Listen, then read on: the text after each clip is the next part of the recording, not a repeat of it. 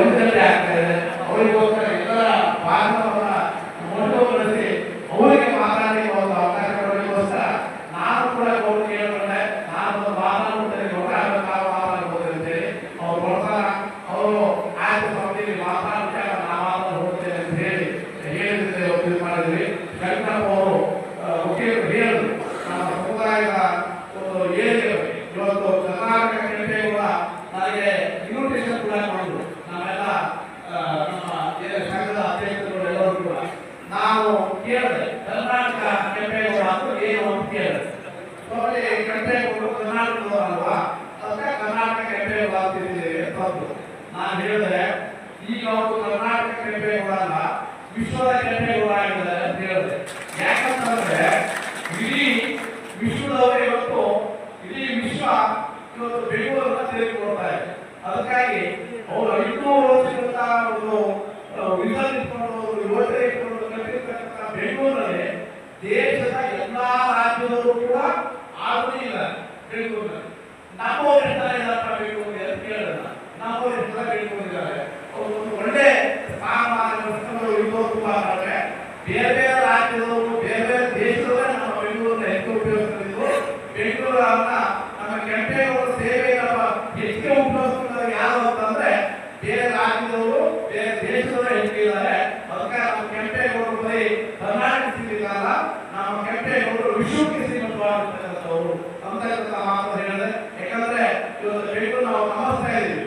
ಇವತ್ತು ನೀವೆಲ್ಲೋ ಬೇರೆ ಬೇರೆ ದೇಶಗಳಿಗೆ ಹೋದ್ರೆ ನಾವು ಕರ್ನಾಟಕ ಅಂದ್ರೆ ಯಾರಿಗೆ ಗೊತ್ತಾಗಲ್ಲ. ಬೆಂಗಳೂರು ಅಂದ ತಕ್ಷಣ ತಿರುಗಿ ನೋಡ್ತಾರೆ, ಓ ಬೆಂಗಳೂರು ಅಂತ ಹೇಳ್ತಾರೆ.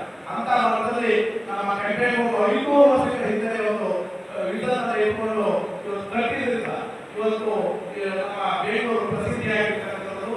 ಅಂತ ಒಂದು ಪುಣ್ಯಾತ್ಮ ಹೆಸರು ಇಟ್ಕೊಂಡು ನಮ್ಮ ಚಿಂತಾಮಣಿಯವರು ಕೂಡ ಈ ಸಂಘವನ್ನ ಉದ್ಘಾಟನೆ ಮಾಡಿದ್ರಿ. ಕೆಂಪೇಗೌಡರು ಅಂತಂದ್ರೆ ಅವರು ನೆಲ, ಜಲ, ಸಂಸ್ಕೃತಿ, ನಮ್ಮ ಪರಂಪರೆ, ಕಲೆ, ಸಂಗೀತ ಇದೆಲ್ಲವೂ ಕೂಡ ಆದ್ಯತೆಯನ್ನು ಕೊಟ್ಟಿರ್ತಕ್ಕಂಥವರು. ಒಂದು ಜನಸಾಮಾನ್ಯರು ಕೂಡ ಒಂದು ಭವನ ಕಟ್ಟಿಕೊಳ್ಳಲಿಕ್ಕೆ ಪೇಟೆಗಳನ್ನ ಬೆಂಗಳೂರಲ್ಲಿ ನೀವು ಉಪಾಪೇಟೆ ಇರ್ಬೋದು, ಕಪಾಪೇಟೆ ಇರ್ಬೋದು, ಅಕ್ಕಿಪೇಟೆ ಇರ್ಬೋದು, ಬಳೆಪೇಟೆ ಇರ್ಬೋದು, ಹೀಗೆ ಒಟ್ಟಾರೆ ಸಮಾಜದ ಏಳಿಗೆಯನ್ನು ಕಂಡಿರ್ತಕ್ಕಂಥವ್ರು ನಮ್ಮ ಕೆಂಪೇಗೌಡರು. ಅಂತ ಉಪಯುಕ್ತ ಸಂಘಟನೆಗಳಿರ್ತಕ್ಕಂಥದ್ದಲ್ಲ, ಒಟ್ಟಾರೆ ಸಮಾಜದ ಒಟ್ಟಾರೆ ಸಮುದಾಯದ ಏಳಿಗೆಗೆ ನಾವು ಸಂಘವನ್ನು ಕಟ್ಟಿದ್ದೇವೆ ಅಂತ ಮಾತ್ರ ಹೇಳಿದ್ದಾರೆ.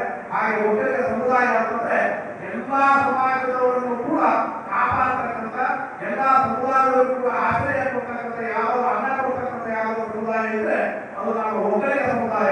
ಆ ಒಕ್ಕಲಿಗ ಸಮುದಾಯ ಮಾತ್ರ ಎಲ್ಲರೂ ಕೂಡ ಅನ್ನ ಕೊಡ್ತಕ್ಕಂಥದ್ದು. ನಮ್ಮ ಶಂಕರಪ್ಪ ಮಾತ್ರ ಹೇಳ್ತಾ ಇದ್ರು, ಪೂಜ್ಯರು ಶಾಲೆಯನ್ನು ಮಾಡಿದ್ದಾರೆ. ಅಂದ್ರೆ ಒಂದು ವಿದ್ಯಾಸಂಸ್ಥೆಗಳು 500ಕ್ಕೂ ಹೆಚ್ಚಿಗೆ ವಿದ್ಯಾಸಂಸ್ಥೆಗಳನ್ನು ಮಾಡಿದ್ದಾರೆ. ಹಾಗೆ ಆಧ್ಯಾತ್ಮಿಕವಾಗಿ ಬೋಧನೆ ಮಾಡಿದ್ದಾರೆ. ಅವರು ಬರೀ ಒಕ್ಕಲಿಗರಷ್ಟೇ ಶಾಲೆಗಳನ್ನ ವಿದ್ಯಾಶಾಲೆಗಳು ತೆಗೆದಿಲ್ಲ, ಎಲ್ಲಾ ಸಮುದಾಯದವರು ಕೂಡ ನಮ್ಮ ಸಂಸ್ಥೆಯಲ್ಲಿ ಓದ್ತಾ ಇದ್ದಾರೆ. ಅದಕ್ಕಾಗಿ ಆ ಒಂದು ನಿಟ್ಟಿನಲ್ಲಿ ಪುನಃ ಹಾಗೆ ಮಾಡಿದ್ರೆ ಕುವೆಂಪುರು ಬರೆದಿರ್ತಕ್ಕಂಥ ಸಾಹಿತ್ಯವನ್ನ ಎಲ್ಲರೂ ಕೂಡ ಓದ್ತಾ ಇದ್ದಾರೆ.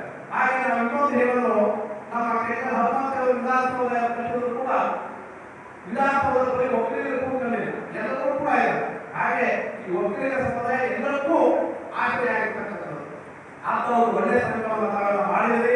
ಅದಕ್ಕಾಗಿ ನೀವು ಆದರ್ಶವಾಗಿರ್ಬೇಕು. ಬೇರೆ ಸಮುದಾಯದವರು ನೋಡಪ್ಪ ಆ ಕೆಂಪೇಗೌಡ ಸಂಘದವರು ಒಳ್ಳೆಯ ಕೆಲಸ ಮಾಡ್ತಾರೆ, ಒಂದು ನೀರಿನ ಸಮಸ್ಯೆ ಆದರೂ ತಿಳಿದುಕೊಳ್ತಾರೆ, ಒಂದು ಬೇರೆ ಯಾವ್ದಾದ್ರು ನೆಲದ ಸಮಸ್ಯೆ, ಭೂಮಿ ಸಮಸ್ಯೆ ಆದರೂ ತಿಳಿದುಕೊಳ್ತಾರೆ.